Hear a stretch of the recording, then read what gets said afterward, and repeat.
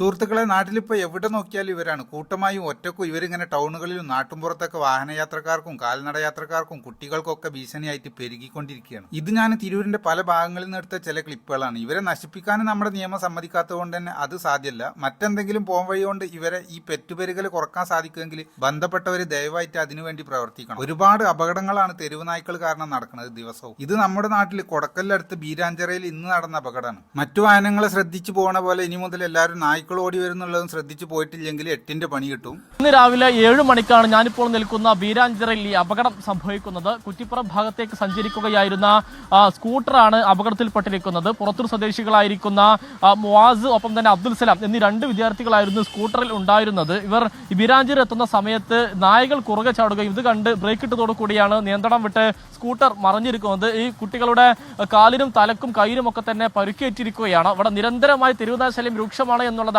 നാട്ടുകാർ വ്യക്തമാക്കുന്നത്.